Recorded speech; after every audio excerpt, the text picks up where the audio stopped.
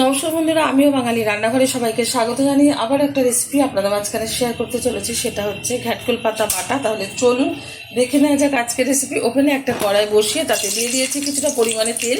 তেলটা গরম হয়ে যাওয়ার পর দিয়ে দিলাম এখানে 4টে কাঁচা লঙ্কা, দিয়ে দিলাম কয়েক কোয়া রসুন আর অর্ধেক পেঁয়াজ কুচিয়ে নিয়েছি।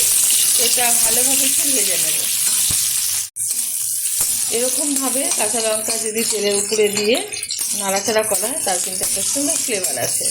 আর এরকমভাবে করে দেখাচ্ছি কারণ হলো অনেক রকমভাবে কিন্তু খারকোল বাটাটা করে দেখিয়েছি, এরকমভাবে দেখানো হয়নি।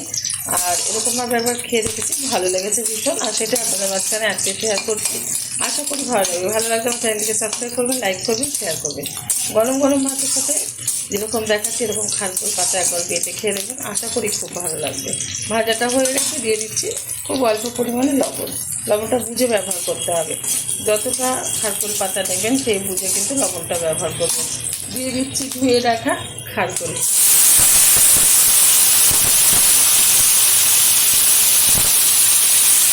একটু ভালোভাবে নেড়ে চেড়ে নেব।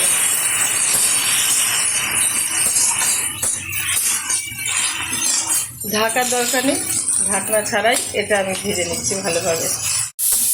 সুন্দরভাবে কিন্তু খারকোলটা আমি ভেজে নিয়েছি। এখন ওভেন থেকে নামিয়ে একটা প্লেটে ঢেলে ঠান্ডা করে তারপরে মিক্সিং জারে ঢেলে আমি এটা পেস্ট করে নেবো। আপনারা কিন্তু শিলনোড়াটা বেটে নিতে পারেন।